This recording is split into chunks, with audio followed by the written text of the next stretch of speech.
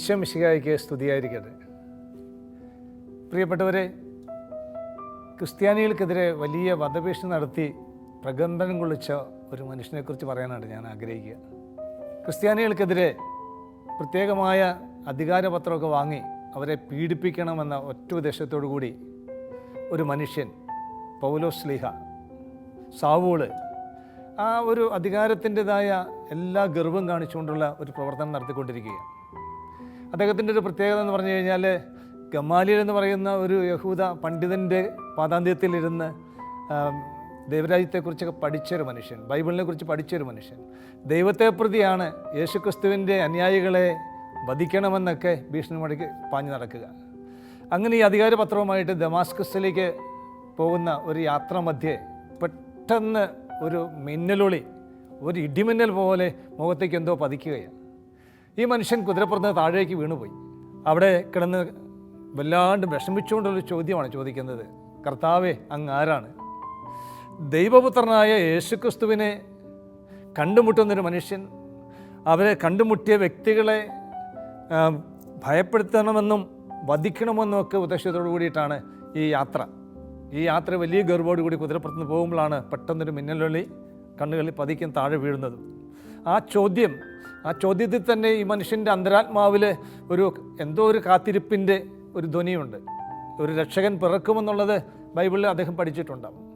എന്തായാലും ഇത് ഉൾക്കൊള്ളാൻ പറ്റാത്ത ഒരു സാഹചര്യത്തിലാണ് ക്രിസ്ത്യാനികളെ പീഡിപ്പിക്കാൻ വേണ്ടിയിട്ട് സൗൾ പോവുക. പ്രിയപ്പെട്ടവരെ, എന്തായാലും എഴുന്നേറ്റ് കഴിഞ്ഞപ്പോൾ കൂടെയുള്ളവരൊക്കെ ഒരു സ്വരം കേട്ടു. അത് വാസ്തവമാണ്, പക്ഷെ അവർക്ക് കാണാൻ പറ്റിയില്ല. പക്ഷേ സാവൂളിൻ്റെ കണ്ണിൻ്റെ കാഴ്ച നഷ്ടപ്പെട്ടു. കണ്ണിൻ്റെ കാഴ്ച നഷ്ടപ്പെട്ട മനുഷ്യൻ തപ്പിത്തടയുമ്പോൾ ഇദ്ദേഹത്തെ പിടിച്ചുകൊണ്ട് ദമാസ്കസിൽ എത്തിക്കുന്നുണ്ട് കൂടെയുള്ളവരൊക്കെ. ഇത് ജീവിതത്തിൽ ചിലപ്പോഴൊക്കെ ചില മേഖലകളിൽ വെളിച്ചം കാണാതെ വരുമ്പോൾ ഉണ്ടാകുന്ന ഒരു കാര്യം കൂടിയാണ്. യഥാർത്ഥമായ വെളിച്ചം ലോകത്തിലേക്ക് വന്നിട്ടും അതിനെ മനസ്സിലാക്കിയവരെ പീഡിപ്പിക്കാൻ വേണ്ടി ഉദ്യമിക്കുന്നൊരു മനുഷ്യൻ, അതിനു വേണ്ടിയിട്ട് പ്രത്യേകമായ അധികാരപത്രവുമായിട്ട് യാത്ര പുറപ്പെടുന്നൊരു യാത്രാമധ്യയിലാണ് ഈ മനുഷ്യൻ്റെ ജീവിതത്തിൽ ഈ വെളിച്ചം കടന്നു വരുന്നത്. അത് വലിയൊരു ഇടപെടലാണ് ദൈവത്തിൻ്റെ. ആ ഇടപെടലിൽ തന്നെ ആ മനുഷ്യൻ ഇങ്ങനെ ചോദിക്കുന്നുണ്ട്, അങ്ങ് ആരാണ് കർത്താവേ എന്നൊക്കെ. അപ്പോൾ ഈ ചോദ്യത്തിൽ ആ അന്തരാത്മാവിൽ ഒരു കർത്താവിനെ കണ്ടുമുട്ടുവാനുള്ള ദാഹത്തിൻ്റെ ധ്വനി കിടപ്പുണ്ട്. എന്തായാലും ഈ മനുഷ്യൻ്റെ യാത്രയിൽ ദമാസ്കസിലേക്ക് കൂട്ടുകാരെ കൂടെ എത്തിച്ചു. അവിടെ 3 ദിവസം കണ്ണിന് കാഴ്ച നഷ്ടപ്പെട്ട മനുഷ്യൻ ഭക്ഷണം പോലും കഴിക്കാതെ കിടക്കുകയാണ്. ഉപവാസം എന്നതുപോലെ, അല്ലെങ്കിൽ ഭക്ഷണം കഴിക്കാൻ പറ്റാത്തൊരു സാഹചര്യത്തിൽ കുടുങ്ങിക്കിടക്കുന്നൊരു അനുഭവത്തിൽ. അങ്ങനെ മനുഷ്യൻ പ്രാർത്ഥനയിൽ ചെലവഴിച്ചുകൊണ്ടിരിക്കുമ്പോൾ അദ്ദേഹത്തിനൊരു ദർശനം ഉണ്ടാകുന്നുണ്ട്. അനന്യാസ് എന്ന് പറയുന്നൊരു മനുഷ്യൻ തനിക്ക് വേണ്ടി വന്ന് പ്രാർത്ഥിക്കുമെന്നും തൻ്റെ കണ്ണിന് കാഴ്ച കിട്ടുമെന്നൊക്കെ ഈ പൗലോസ് ശ്ലീഹ അല്ലെങ്കിൽ സാവൂൾ പ്രാർത്ഥിച്ചുകൊണ്ടിരിക്കുമ്പോൾ അദ്ദേഹത്തിന് ദർശനം ഉണ്ടാകുന്നുണ്ട്. അങ്ങനെ ഇരിക്കെ മറ്റൊരു ശിഷ്യൻ അവിടെയുണ്ട് ദമാസ്കസിൽ. ആ ശിഷ്യന് അനന്യാസ് എന്നറിയപ്പെടുന്ന മനുഷ്യനെ കർത്താവ് വിളിക്കുക, അനന്യാസ്, എന്താ കർത്താവേ എന്ന് വിളി കേട്ടു. അപ്പോൾ നീ ഋജുവീതി എന്ന തെരുവിലേക്ക് പോകണം. അതൊരു തെരുവാണ്. ആ തെരുവിലേക്ക്, ഋജുവീതി എന്ന തെരുവിലേക്ക് നീ പോയിട്ട് അവിടെ താർസോസുകാരനായ ശാവൂളിനെ അന്വേഷിക്കണം. ആ മനുഷ്യൻ അങ്ങനെ കടന്നു ചെല്ലുകയാണ്. ആ മനുഷ്യൻ കടന്നു ചെന്ന് വെച്ചിട്ട് അന്നേരം ഈ അനന്യാസ് പറയുന്നുണ്ട് യേശുവിനോട്, കർത്താവേ, വളരെയധികം ക്രിസ്ത്യാനികളെ പീഡിപ്പിച്ചിട്ടുള്ള കൊല്ലുക പോലും മുതിരുന്ന ഒരു മനുഷ്യനാണ് പൗലോസ്, സാവൂളെന്ന് അങ്ങേക്ക് അറിയാമല്ലോ എന്നൊക്കെ പറയുന്നുണ്ട്. അപ്പോൾ യേശു പോയി ചെയ്യാൻ പറയുന്നത് അനന്യാസ് അനുസരിക്കുകയും ഈ ഋജുവീതിയിൽ താർസോസുകാരനായ സാവൂളിനെ കണ്ടുമുട്ടുകയും ചെയ്യുന്നു. ഈ മനുഷ്യൻ്റെ അടുത്തേക്ക് കടന്നു വന്ന് കർത്താവിൻ്റെ കരം വയ്ക്കുന്ന മാത്രയിൽ തന്നെ ചെതുമ്പൽ പോലെ എന്തോന്ന് കണ്ണിൽ നടന്നു പോവുകയാണ്. ആ കണ്ണിൻ്റെ ക്രിസ്തുവിനെ കാണാൻ പറ്റാത്ത വിധം അടഞ്ഞുപോയൊരു കണ്ണിലെ ചെതുമ്പൽ, അല്ലെങ്കിൽ ഈ അനുഭവത്തിലൂടെ ഈ മനുഷ്യൻ്റെ കാഴ്ച നഷ്ടപ്പെട്ട അനുഭവത്തിൽ ചെതുമ്പൽ പോലെ എന്തോ ഒന്ന് കണ്ണിൽ നിന്ന് അടർന്നു വീഴുകയാണ്. ഇതുപോലെയൊക്കെ നമ്മുടെയൊക്കെ ജീവിതത്തിൽ ചിലപ്പോഴൊക്കെ ചില ചെതുമ്പലുകളൊക്കെ ക്രിസ്തുവിനെ മറയ്ക്കുന്നുണ്ടാകാം. അത് ജീവിതത്തിൻ്റെ ഏതെങ്കിലും പ്രശ്നങ്ങളായിരിക്കാം, ഏതെങ്കിലും പ്രതികൂല സാഹചര്യങ്ങളായിരിക്കാം, എന്തെങ്കിലും ജീവിതത്തിൻ്റെ പ്രതിബന്ധങ്ങളോ സഹനങ്ങളോ കണ്ണുനീരുകളോ വേദനകളോ എന്തുമാകട്ടെ. അതെ, കണ്ണുനീരുകൾ അങ്ങനെ തന്നെയാണ്. ഓവറായ കണ്ണുനീരുകൾ പലപ്പോഴും കാഴ്ച മറയ്ക്കുന്നുണ്ട്. പലപ്പോഴും അങ്ങനെ സംഭവിക്കുന്നത് നമ്മൾ ബൈബിളിൽ തന്നെ കാണുന്നുണ്ട്. തൊട്ടരികിലുള്ള നീരുറവ കാണാൻ പറ്റാതെ കരഞ്ഞുകൊണ്ടിരിക്കുന്ന വ്യക്തിയൊക്കെ ബൈബിൾ അവതരിപ്പിക്കുമ്പോൾ, ദൈവമേ, അത് എന്താണെന്ന് പോലും അറിയാൻ പറ്റാത്ത നിലവിളി ഉയരുന്ന സമയത്തൊക്കെ ഈ കാഴ്ച മറയ്ക്കുന്നത് കണ്ണുനീരാണ്. അതുപോലെ തന്നെ പലപ്പോഴും ദുഃഖങ്ങൾ കണ്ണു മറയ്ക്കും. കണ്ണീര് വേണം എന്നില്ല, ദുഃഖങ്ങൾ കണ്ണു മറയ്ക്കും. എന്തായാലും ശൗലിന് ഈ താൻ പഠിച്ച യഹോവയ്ക്കെതിരെയുള്ള ഒരു പുതിയ വ്യക്തിയുടെ അവതാരം, അതായത് ക്രിസ്തുവിൻ്റെ കടന്നുവരവ് കാണാൻ പറ്റാത്ത വിധം ഈ കണ്ണിൽ ചെതുമ്പിലിരിപ്പുണ്ട്. എന്തായാലും അനന്യാസിൻ്റെ കൈവപ്പിലൂടെ ആ ചെതുമ്പിൽ എടുത്തു മാറ്റപ്പെടുകയാണ്. എടുത്തു മാറ്റപ്പെടുമ്പോഴാണ് ഈ മനുഷ്യന് യഥാർത്ഥത്തിൽ ക്രിസ്തുവിൻ്റെ അനുഭവം ഉണ്ടാവുക. പിന്നീടുള്ള കാലഘട്ടങ്ങളിലൊക്കെ പൗലോസ് ശക്തമായിട്ട് ഒരു പുതിയ വ്യക്തിയായി മാറുകയാണ്.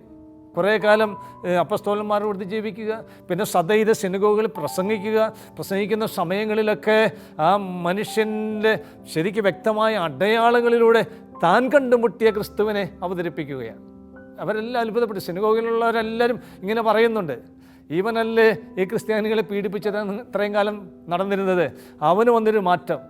എല്ലാ മനുഷ്യരും, അപ്പസ്തോലന്മാർ പോലും ഈ ശൗലിനെ ഭയന്നിരുന്ന ഒരു ഭീകരനായ മനുഷ്യനായത്. ഈ ഭീകരനായ ഒരു മനുഷ്യൻ, അല്ലെങ്കിൽ എല്ലാ ക്രിസ്ത്യാനികൾക്കും ഭയം ജനിപ്പിച്ചൊരു വീരപുരുഷനായ മനുഷ്യൻ, ഈ മനുഷ്യൻ യേശുക്രിസ്തുവിനെ കണ്ട മാത്രയിൽ ആ മനുഷ്യനുണ്ടായൊരു മാറ്റം.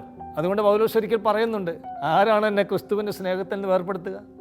നഗ്നതയ്ക്ക് പറ്റുമോ? പട്ടിണിക്ക് പറ്റുമോ? ആപത്ത് പറ്റുമോ? എന്താണ് എന്നെ ക്രിസ്തുവിൻ്റെ സ്നേഹത്തിൽ നിന്ന് ഒന്നിനും മാറ്റാൻ പറ്റാത്ത വിധം അത്ര ശക്തമായ ഒരു ബന്ധത്തിലേക്ക് വരികയാണ്. അതൊരു അനുഭവമാണ്. കാരണം ഈ അനുഭവത്തിൻ്റെ പ്രത്യേകത എന്ന് പറഞ്ഞു കഴിഞ്ഞാൽ, താൻ ആർക്കെതിരെയാണോ പ്രവർത്തിച്ചിട്ടുള്ളത്, ആർക്കെതിരെയാണോ കടന്നു പോയിട്ടുള്ളത്, ആ വ്യക്തി ജീവിതത്തിലേക്ക് കടന്നു വരുമ്പോൾ അത്ഭുതസ്തബ്ധമായിട്ടുള്ള ഒരു വലിയ പ്രതിമാസി മനുഷ്യൻ്റെ ശരീരത്തിലും മനസ്സിലും ആത്മാവിലും എല്ലാം നടക്കുകയാണ്. ശൗലും എന്ന് പറയുന്ന വ്യക്തി മരിച്ചുപോയി. ആ വ്യക്തി മരിച്ചുപോയി. ആ വ്യക്തിയിൽ പൗലോസയെ വീണ്ടും ജനനമെടുക്കുകയാണ്. പിന്നീടുള്ള യാത്ര മുഴുവനും യേശുവിൻ്റെ രാജ്യത്തിന് വേണ്ടി, യേശുവിനെ കൊടുക്കുന്നതിന് വേണ്ടി, ഈ വെളിച്ചം കാണാത്ത മക്കൾക്ക് വേണ്ടി തൻ്റെ ജീവിതം മുഴുവനും മാറ്റിവെക്കുന്ന ഒരു അപ്പസ്തോലനായിട്ട് മാറുകയാണ് പൗലോസ്. എത്രയോ പേർക്ക് അനന്യാസിനോട് പറയുന്നൊരു സംഭവമുണ്ട്.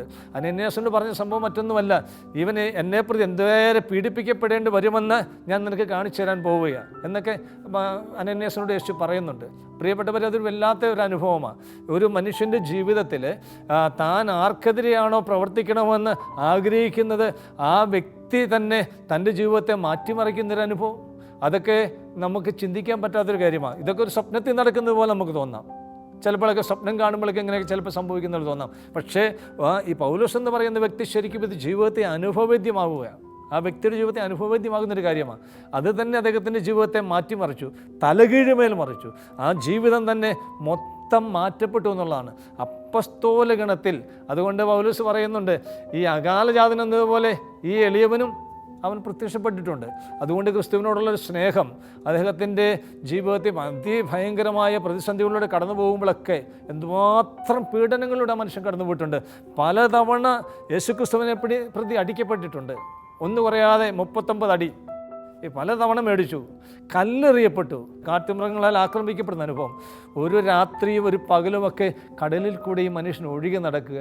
എന്നിട്ട് പറയുന്ന കാര്യമുണ്ട്, എനിക്കും ചിലതൊക്കെ പറയാനുണ്ട്, യേശുവിനെ പ്രതി സഹിച്ചതിനെക്കുറിച്ച് കുറച്ച് പറയാനുണ്ടെന്നൊക്കെ പറഞ്ഞുകൊണ്ട് കോറിന്തോസ് സഭയ്ക്ക് എഴുതിയ കത്തിലൊക്കെ നമ്മളത് വായിക്കുകയാണ്. എൻ്റെ പ്രിയപ്പെട്ടവരെ, കർത്താവിന് വേണ്ടിയിട്ട് അന്നത്തെ ഭരണകൂടത്തിന് മുമ്പിൽ, ആരുടെ മുമ്പിലും, ഏതൊരു വ്യക്തിത്വത്തിൻ്റെ മുമ്പിലും കടന്നു ചെന്നുകൊണ്ട് ക്രിസ്തുവിനെ കൊടുക്കാൻ തക്ക വിധത്തിൽ ഈ മനുഷ്യനെ രൂപപ്പെടുത്തി. ഇത് എല്ലാ ജീവിതങ്ങളിലും സാധ്യമായൊരു കാര്യമാണ്. ആര് ഈ വെളിച്ചം കണ്ടിട്ടില്ല എങ്കിലും ഈ വെളിച്ചം കാണുന്ന മാത്രയിൽ അവൻ ആരും ആയിക്കൊള്ളട്ടെ, ഒരുപക്ഷെ വലിയ കുറ്റവാളിയായിരിക്കാം, ഒരുപക്ഷെ ഒന്നുമില്ലാത്തൊരു മനുഷ്യനായിരിക്കാം, അല്ലെ ഒരു മുൻകോപക്കാരനായിരിക്കാം, അല്ലെ ഒരു പാപത്തിൻ്റെ ബന്ധനത്തെ കഴിയുന്ന വ്യക്തിയായിരിക്കാം, ഏതെങ്കിലും മേഖലയിൽ തളയ്ക്കപ്പെട്ട എന്തെങ്കിലും അവസ്ഥയിലൂടെ കടന്നു പോകുന്ന വ്യക്തിയായിരിക്കാം. ആര് യേശുവിനെ കണ്ടുമുട്ടുന്നുവോ ആ ജീവിതങ്ങളിൽ വ്യത്യസ്തമായ അനുഭവങ്ങളുണ്ടാകും. ജീവിതത്തിൻ്റെ ശൈലി തന്നെ മാറും. കണ്ടുമുട്ടിയവരുടെ എല്ലാം അനുഭവം അതാണ്. ഈ കാലഘട്ടത്തിലൊക്കെ പലരും പല മേഖലകളിലും സാക്ഷ്യപ്പെടുന്നത് കേട്ടിട്ടുണ്ട്. കൊലപ്പുള്ളികളായിരുന്ന വ്യക്തികളൊക്കെ യേശുക്രിസ്തുവിനെ കണ്ടുമുട്ടിക്കഴിഞ്ഞപ്പോൾ അവരുടെ ജീവിതം യേശുവിന് വേണ്ടി മാറ്റിവെക്കുന്നു. അനാഥരെ എടുത്ത് വളർത്തുന്ന അനുഭവം ഉണ്ടാകുന്നു. എല്ലാവർക്കും എല്ലാം കൊടുക്കുന്ന അനുഭവം ഉണ്ടാകുന്നു. ജീവിതത്തിൻ്റെ ശൈലി തന്നെ മാറുകയാണ്. പൗലോസ് അപ്പസ്തോലനായി മാറുന്നത്, ശൗൽ അപ്പസ്തോലനായി മാറുന്നതൊക്കെ ക്രിസ്തുവിനെ കണ്ടുമുട്ടുന്നത് മാത്രമല്ല, ക്രിസ്തുവിനെ കണ്ടുമുട്ടിക്കഴിഞ്ഞപ്പോൾ ആ ജീവിതത്തിൽ മൊത്തം മാറ്റങ്ങൾ വരികയാണ്. ഇത് എല്ലാ മനുഷ്യൻ്റെ ജീവിതത്തിൻ്റെ സാധ്യത എന്ന് പറയുന്ന ഒരു കാര്യമാണ്. യേശുവിനെ കണ്ടുമുട്ടുന്ന സകല മനുഷ്യരുടെ ജീവിതത്തിൽ ഇതുപോലുള്ള സാധ്യതകൾ ധാരാളമുണ്ട് പ്രിയപ്പെട്ടവരെ, ധാരാളം അനുഭവങ്ങളുണ്ട്. അതായത് ഞാൻ ഓർക്കുന്നത് പലപ്പോഴും ഈ മനുഷ്യൻ്റെ യാത്രയിൽ യേശു ഇടപെട്ടില്ലായിരുന്നത്തെ സ്ഥിതി എന്താ? അത് ആ പീഡനങ്ങളിങ്ങനെ തുടർന്നു കൊണ്ടുപോകും. എല്ലാവരും മനുഷ്യനെ ഭയന്ന് ഗുഹകളിലേക്ക് ഒളിക്കുന്നൊരു അനുഭവം എത്രയോ ഭയാനകമായൊരു അനുഭവമാണ്. ചെതറിക്കപ്പെടുകയാണ് ശൗലിനെ പ്രതി എല്ലാവരും നാനാഭാഗങ്ങളിൽ. പക്ഷേ ഇവരെല്ലാവരും ചെയ്തൊരു കാര്യമുണ്ട്, ചെതറിക്കപ്പെട്ട ഇടങ്ങളിൽ തന്നെ അവർ പോയിട്ട് പ്രഘോഷിക്കുന്നുണ്ട്. പീലിപ്പോസ് അങ്ങനെ ചെതറിക്കപ്പെട്ടപ്പോൾ ആണ് ഒരു സ്ഥലത്ത് പോയിട്ട് എത്യോപ്യ ഭണ്ഡാര വിജയപരിപ്പാരൻ ഷണ്ടനെ കണ്ടുമുട്ടുന്നതൊക്കെ. അത്തരം അനുഭവങ്ങളൊക്കെ എന്ന് പറയുന്നത് അതാണ് യേശുവിനെ കണ്ടുമുട്ടുന്ന എല്ലാ വ്യക്തികളുടെ ജീവിതത്തിലും അത്ഭുതകരമായ മാറ്റമുണ്ട് എന്നുള്ളതാണ്. എല്ലാ മനുഷ്യരുടെയും അത് ഈ കാലഘട്ടത്തിലൊക്കെ ഒത്തിരി സുലഭമായി കാണുന്നത്. പ്രത്യേകിച്ച് കേരളത്തിൽ എത്രയോ മനുഷ്യരാണ് ജീവിതത്തിൽ മാറ്റങ്ങൾ വന്നിട്ടിങ്ങനെ യേശുവിനെ പ്രതി കാലുവന്ന നായെ പോലെ പാഞ്ഞു നടക്കുന്നത്. ഒരുപാട് മനുഷ്യരുടെ ജീവിതത്തിൽ ഈ അനുഭവങ്ങളുണ്ട്. അതുകൊണ്ട് പ്രിയപ്പെട്ടവരെ, എനിക്ക് പറയാൻ തോന്നുക, നമ്മുടെയൊക്കെ ജീവിതത്തിലെ സമയങ്ങൾ വെറുതെ ചെലവഴിച്ച് കളയേണ്ടതല്ല. നമ്മൾ കണ്ടുമുട്ടുന്നൊരു സത്യത്തിന് വേണ്ടിയിട്ട് സമയങ്ങളെ മുഴുവൻ ഉപയോഗിക്കേണ്ടവരാണ്. നമ്മൾ ഏതവസ്ഥയിലാണ് നമ്മൾ കണ്ടുമുട്ടുന്നത്, ആ അവസ്ഥയിൽ നമ്മൾ യേശുവിന് വേണ്ടിയിട്ട് ജീവിതം ആരംഭിക്കണം. അത് ആരംഭിക്കുക തന്നെ ചെയ്യാൻ പറ്റും എന്നത് വലിയ യാഥാർത്ഥ്യമാണ്, ഏറ്റവും വലിയ യാഥാർത്ഥ്യമാണ്. അത് ഞാനിങ്ങനെ ഓർക്കുകയാണ്, എൻ്റെ ജീവിതത്തിൽ ഞാൻ യേശുവിനെ കണ്ടുമുട്ടുന്നത് PG ഒക്കെ പഠിച്ചുകൊണ്ടിരിക്കുന്ന കാലഘട്ടത്തിലാണ്. PG പഠിച്ചുകൊണ്ടിരിക്കുന്ന കാലഘട്ടത്തിൽ എനിക്ക് ശരിക്കും ഒരു എക്സമിനാരി ബാക്ക്ഗ്രൗണ്ടുണ്ട്. ആ ബാക്ക്ഗ്രൗണ്ടിൽ നിന്നിട്ട് ദൈവം ഇല്ല എന്ന് പറയുന്ന ഒരു സങ്കല്പത്തിൽ നിൽക്കുന്നൊരു സാഹചര്യത്തിലാണ് ഞാൻ ഒരു ധ്യാനത്തിലൂടെ യേശുവിനെ കണ്ടുമുട്ടുക. യേശുവിനെ കണ്ടുമുട്ടിക്കഴിയുന്ന മാത്രയിൽ തന്നെ എനിക്ക് ട്രെയിനിൽ തന്നെ എല്ലാവർക്കും യേശുവിനെ കൊടുക്കാനുള്ള ഒരു പ്രത്യേകമായൊരു വിളി അനുഭവം ഉണ്ടായിട്ടുണ്ട്. ഞാനന്ന് ട്രെയിനിൽ ഇങ്ങനെ പ്രസംഗിക്കുമ്പോൾ എൻ്റെ കൂടെയുള്ള എൻ്റെ വല്യപ്പനൊക്കെ വഴക്ക് പറഞ്ഞ് എന്നെ ഇരുത്തിയൊരു സമയമുണ്ട്. പക്ഷേ ഇരിക്കാൻ പറ്റുന്നില്ല. ഈ കിട്ടിയ രക്ഷ, ഈ കിട്ടിയ അനുഭവം ആർക്കെങ്കിലുമൊക്കെ കൊടുക്കണമെന്നൊക്കെ പറഞ്ഞുകൊണ്ട് പാഞ്ഞു പോകുന്നൊരു കാലഘട്ടം എൻ്റെ ആദ്യ കാലഘട്ടങ്ങളിലൊക്കെ അങ്ങനെ. അത് ഞാനിത് ഇങ്ങനെ ഒരു സാക്ഷ്യം പറയാൻ കാരണം എനിക്കിരിക്കാൻ പറ്റാത്തൊരു അനുഭവം ആ കാലഘട്ടത്തിൽ ഉണ്ടായിട്ടുണ്ട്. ആർക്കെങ്കിലും ഈശോയെ കൊടുക്കണം, ആർക്കെങ്കിലും കൊടുത്ത് ശക്തിപ്പെടുത്തണം, ശക്തിപ്പെടണം എന്നൊക്കെ ഒരു വലിയ ദാഹം ഉള്ളിലുണ്ടാവുകയാണ്. പൗലോസ് അപ്പോസ്തലൻ്റെ അനുഭവം ഇത് തന്നെ. ഇതിനേക്കാൾ എത്രയോ 10 മടങ്ങ് അനുഭവങ്ങളാണ് ആ മനുഷ്യനുണ്ടായിട്ടുള്ളത്, അതിശക്തമായിട്ട്. നിങ്ങളൊന്ന് ആലോചിച്ച് നോക്കുക. ഈ യേശുവിനെ പ്രഘോഷിക്കുന്നതിൻ്റെ ഭാഗമായിട്ട് കെട്ടി അടിക്കപ്പെടുക, കല്ലെറിയപ്പെടുക. അതിന് വേറൊരു രസം എന്താണെന്ന് ചോദിച്ചു കഴിഞ്ഞാൽ, സ്തേഫാനോസ് പ്രസംഗിക്കുന്ന സമയത്ത് അതിന് നേതൃത്വം കൊടുക്കുന്നൊരു ഭാഗത്ത് ഈ ശൗൽ ഇരിപ്പുണ്ട്. സ്തേഫാനോസിൻ്റെ അങ്കി സൂക്ഷിക്കുന്നത്, അങ്കി പിടിച്ചുകൊണ്ടിരിക്കുന്നത്, വസ്ത്രം പിടിച്ചുകൊണ്ടിരിക്കുന്നത് ശരിക്കും ശൗലാണ്. ഇങ്ങനെയൊരു ശൗൽ പിന്നീട് കല്ലെറിയപ്പെടുക എന്ന് പറയുന്നത് എത്രയോ വിരോധാഭാസമായിട്ടുള്ളൊരു കാര്യമാണ്. ഈ മനുഷ്യൻ ഒരു കാലഘട്ടത്തിൽ യേശു ശിഷ്യനായ സ്തേഫാനുസിനെ കല്ലെറിയാൻ വേണ്ടിയിട്ട് ആ കൂടെ നിന്നൊരു മനുഷ്യൻ പിന്നീട് ഈ യേശുവിനെ കണ്ടുമുട്ടിക്കഴിഞ്ഞപ്പോൾ അതേ സാഹചര്യത്തിൽ താൻ കല്ലേറ് വാങ്ങിക്കുന്നൊരു അനുഭവം എത്രയോ വിരോധാഭാസമായിട്ടുള്ളൊരു കാര്യമാണ്. ജീവിതങ്ങൾ അങ്ങനെയാണ്. യേശുവിനെ കണ്ടുമുട്ടിക്കഴിയുമ്പോൾ പലരും പറയാറുണ്ട്, ഈ ജീവിതം തനിക്ക് എന്നെ വട്ടുപിടിച്ചോ എന്നൊക്കെ ചോദിക്കുന്ന അനുഭവങ്ങൾ. നിനക്കെന്നെ പ്രാന്താണെന്നൊക്കെ ഞാൻ രസകരമായിട്ട് പറയുന്നത് കേട്ടിട്ടുണ്ട്. കൂട്ടുകാരൊക്കെ ഇങ്ങനെ പറയുന്നുണ്ട്, നിനക്കെന്താ പ്രാന്ത് പിടിച്ചു, നിനക്ക് വേറെ പണിയൊന്നുമില്ലേ. ജീവിതത്തിൻ്റെ സാഹചര്യങ്ങൾ എന്തെല്ലാം പ്രശ്നങ്ങളിൽ ഉണ്ടെങ്കിലും അതിൽ നിന്നൊക്കെ വേറിട്ട് ചിന്തിക്കാനും വേറിട്ട് വഴി നടക്കാനും യേശു നമ്മളെ പഠിപ്പിക്കും. അത് വലിയ സത്യമാണ്. ഈ യാത്ര നേരെ സ്വർഗത്തിലേക്കുള്ള യാത്രയാണ്. ഈ യാത്ര നിത്യജീവിതത്തിലേക്കുള്ള യാത്രയാണ്. ഭൂമിയിലെ ക്ഷണികമായിട്ടുള്ള കാലഘട്ടങ്ങളെ അതിജീവിച്ചുകൊണ്ട് ഒരു നിത്യജീവിതത്തിലേക്ക് കൂടെ ഈ യാത്രയിൽ അങ്ങ് എത്തിച്ചേരുന്നുണ്ട്. പ്രിയപ്പെട്ടവരെ, ഏതായാലും പൗലോസ് അപ്പോസ്തലൻ്റെ ജീവിതാനുഭവങ്ങൾ ഇന്ന് എല്ലാ മനുഷ്യർക്കും വളരെ സാക്ഷ്യമുള്ള ഒരു ജീവിതമാണ്. എല്ലാ മനുഷ്യർക്കും. അത് ഞാൻ പറയാൻ കാരണം എന്താണെന്ന് ചോദിച്ചു കഴിഞ്ഞാൽ, യേശുവിനെ സ്വീകരിച്ച, യേശുവിനെ അംഗീകരിച്ച് മാമോദീസ എടുത്ത ആ പാവപ്പെട്ട യേശു ശിഷ്യന്മാരെയും യേശു അനുയായികളെയും പീഡിപ്പിക്കുക, അവരെ പിടിച്ചുകെട്ടി ജെറുസലേമിലേക്ക് കൊണ്ടുപോവുക, ഇങ്ങനെയുള്ള അധികാരപത്രങ്ങൾ ആവശ്യപ്പെട്ട് അതിനു വേണ്ടിയിട്ട് ഇങ്ങനെ കുതിരപ്പുറത്ത് വലിയ കെറുപാടെ പോകുന്ന അനുഭവത്തിലാണ് ഈ ഒരു വലിയ ജീവിത മാറ്റങ്ങൾ ഈ മനുഷ്യന് സംഭവിക്കുക. പ്രിയപ്പെട്ടവരെ, ഏത് ജീവിതാവസ്ഥയിലൂടെ കടന്നുപോയി കഴിഞ്ഞാലും, അതുകൊണ്ട് എനിക്ക് പറയാൻ തോന്നുന്നൊരു കാര്യം ഇതാ, ഏതൊക്കെ അവസ്ഥയിലൂടെ കടന്നു പോകുന്ന ഒരു വ്യക്തിക്ക് ക്രിസ്തു, ഞാൻ ഇതിനു മുമ്പ് പറഞ്ഞിട്ടുണ്ട്, ക്രിസ്തു ഒരു വലിയ സാധ്യതയാണെന്നുള്ളത്. അത് നമ്മൾ മറക്കാതിരിക്കുക. യേശുവിനെ കൂടാതെ നമ്മുടെ ആരുടെയും ജീവിതത്തിൽ നമുക്കൊന്നും ചെയ്യാൻ പറ്റത്തില്ല.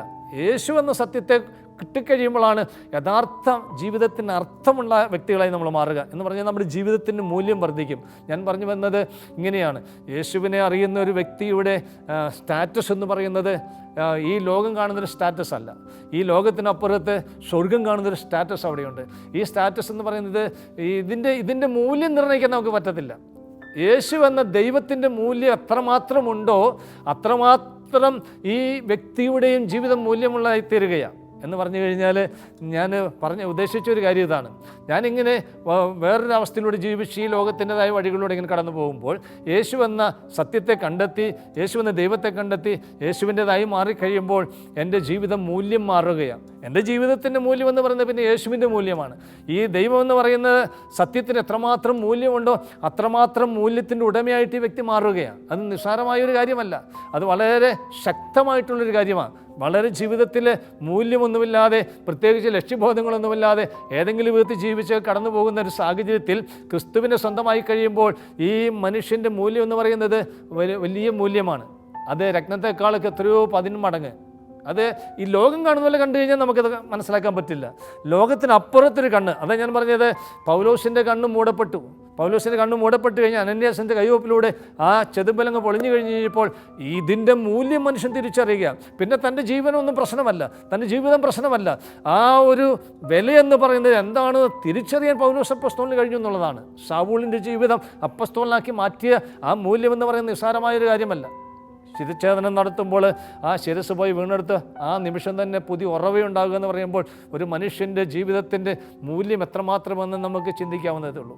ഇതുപോലെ നമ്മുടെ എല്ലാവരുടെയും ജീവിതത്തിന് ഒരു മൂല്യത്തിൻ്റെ തോത് കിടപ്പുണ്ട്. അത് നമ്മൾ സ്വായത്തമാക്കണം. പ്രിയപ്പെട്ടവരെ, നമ്മുടെ ഒരു ലക്ഷ്യം അതാകട്ടെ. ക്രിസ്തു എന്ന സത്യത്തിലെ ജീവിതത്തിൻ്റെ മൂല്യം വർദ്ധിപ്പിക്കുന്നവരെ നമുക്ക് മാറാം. ആ മൂല്യവർദ്ധന ഉണ്ടാകണം നമ്മുടെ ജീവിതത്തിൽ. യേശു എന്ന സത്യത്തെ കണ്ടുമുട്ടിക്കഴിഞ്ഞാൽ അതാണ് ഞാൻ പറഞ്ഞത്, ഇതിൻ്റെ മൂല്യമെന്ന് പറയുന്നത് വാക്കുകളിനുള്ളിൽ ഒതുക്കാവുന്ന ഒന്നല്ല. It is beyond that. അതിൻ്റെ ഉപരിയാണത്. അതുകൊണ്ട് പ്രിയപ്പെട്ടവരെ, നമ്മുടെ ജീവിതത്തിന് മൂല്യമുണ്ടാവട്ടെ. നമ്മുടെ ജീവിതത്തിന് മൂല്യമുണ്ടാവുന്നത് പൗലോസ്ലീഹായുടെ ജീവിതത്തിൽ അത് ശൗൽ എങ്ങനെ പൗലോസായി മാറി, ആ ജീവിതത്തിൻ്റെ മൂല്യം എങ്ങനെയാണോ മാറ്റപ്പെട്ടത്, എത്രമാത്രം വർദ്ധിപ്പിക്കപ്പെട്ടു എന്നത് നമ്മൾ ധ്യാനിക്കണം. അത് മിഴികൾ പൂട്ടി തന്നെ നമ്മൾ ധ്യാനിക്കണം. ഒരു ഭീകരനായ മനുഷ്യൻ, ആ ഭീകരനായ മനുഷ്യൻ ഈ സത്യത്തെ കണ്ടെത്തി കഴിഞ്ഞു കഴിയുമ്പോൾ ജീവിതത്തിൻ്റെ മൂല്യം മാറുകയാണ്.